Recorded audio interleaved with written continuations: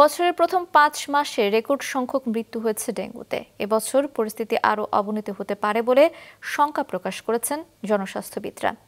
একই ইঙ্গিত দিয়েছে স্বাস্থ্য অধিদপ্তরও। মাহমুদ কমলের রিপোর্ট। ২০০০ সালে দেশে এডিস মশাবাহিত রোগ ডেঙ্গু শনাক্তের পর পেরিয়ে গেছে ২ যুগ। এই সময়ের মধ্যে নিয়ন্ত্রণ তো দূরের কথা, দিন দিন আরও খারাপের দিকে গেছে পরিস্থিতি।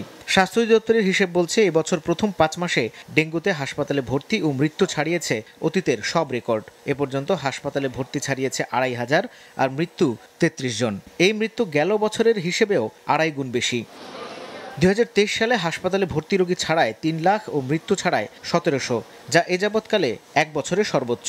এবছর কোন দিকে যাচ্ছে পরিস্থিতি তা জানতে চাওয়া হয় স্বাস্থ্য অধিদপ্তরের কাছে। পরিবেশ থেমে থেমে বৃষ্টি, উষ্ণতা বৃদ্ধি, এগুলো তো পরিবেশের বিষয়, সেগুলো যেমন আমরা নিয়ন্ত্রণ করতে পারি না, তবে আমরা আশঙ্কা করছি যে এবছর ডেঙ্গুর সংক্রমণের মাত্রা কিছুটা বৃদ্ধি পেতে পারে। আগে ডেঙ্গু শুধু শহরের রোগ হলেও এখন তা নেই। ঢাকার চেয়ে ঢাকার বাইরে এর প্রাদুর্ভাব সবচেয়ে বেশি। এবছর এখনো পর্যন্ত ঢাকার বাইরে রোগী প্রায় দ্বিগুণ। বারবার তাগাদা দেওয়ার পরও এডিস মশা নিয়ন্ত্রণে প্রয়োজনীয় উদ্যোগ নেই জেলাগুলোতে। গেল ৩ দিন থেকে আবারও বাড়তি ডেঙ্গু সংক্রমণ। এ অবস্থায় জনস্বাস্থ্যবিদরা ২ ধরনের শঙ্কার কথা জানিয়েছেন। ঢাকায় যারা বসবাস করি আমরা, তারা একাধিক সেরোটাইপে আক্রান্ত হয়ে গেছি ডেঙ্গুর। সুতরাং ওই সেরোটাইপ যদি এবার সংক্রমণ করে তাহলে আমরা আক্রান্ত হব না।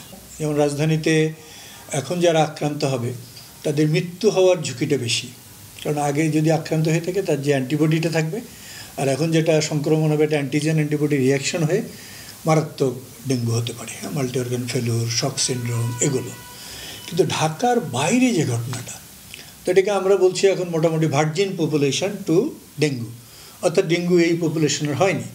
তার মানে 4টা টাইপের যে কোনোটা টাইপ ছড়াতে থাক, তাহলে ওখানে বেশিরভাগ লোক আক্রান্ত হওয়ার ঝুঁকিটা আছে।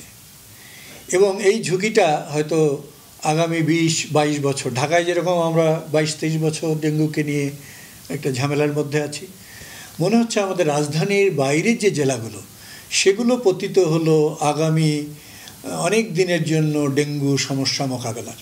গেল বছরের মতো এবার স্যালাইন সংকট, ঔষধের দাম বৃদ্ধি ঠেকাতে প্রয়োজনীয় ব্যবস্থা নেওয়ার আশ্বাস দিয়েছে স্বাস্থ্য মন্ত্রণালয়। মাহমুদ কমল, মাছরাঙা সংবাদ, ঢাকা।